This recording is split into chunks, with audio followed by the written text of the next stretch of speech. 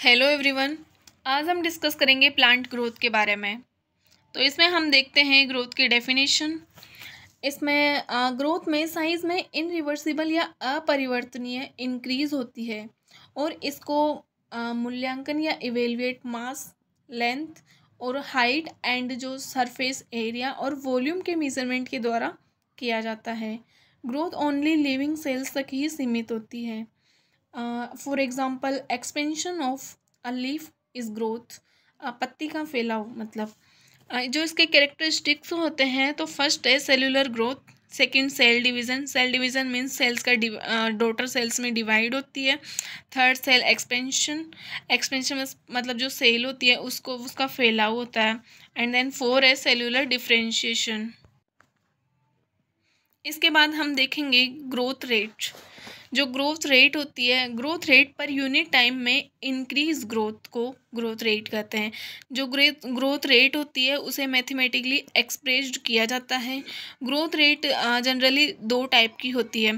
First होती है arithmetic growth. Arithmetic growth में सेल का माइटोटिक सेल डिवीज़न होता है। इसमें दो डॉटर सेल्स बनती है। तो जो एक डॉटर सेल होती है वह तो कंटिन्यूस डिवाइड होती रहती है, डिवीज़न करती है।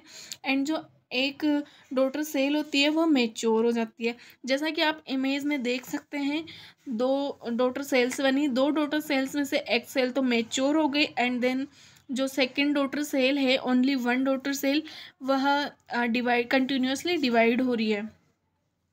For example root elongation at a constant rate. Second है जियोमेट्रिक ग्रोथ। जियोमेट्रिक ग्रोथ यह 3 फेजेज में होती है। फर्स्ट में जब इनिशियल ग्रोथ होती है तो स्लो होती है। इस फेज को लेग फेज कहते हैं। सेकंड फेज में जो ग्रोथ होती है वह रैपिडली इंक्रीज होती है, उसे लॉग और एक्सपेंशियल फेज कहते हैं। एंड देन थर्ड जो फेज होती है, इसमें ग्रोथ जो होती है वो स्लो डाउन हो जाती है, इसको स्टेशनरी फेज कहते हैं। फॉर एग्जांपल जो ग्रोथ होती है वह all cells, tissues and organs द्वारा शो की जाती है।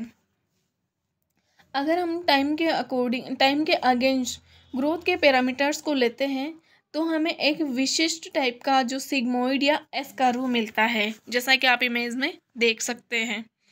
इसके बाद हम देखेंगे ग्रोथ फैक्टर्स को। ग्रोथ फैक्टर्स में फर्स्ट है इंटरनल फैक्टर।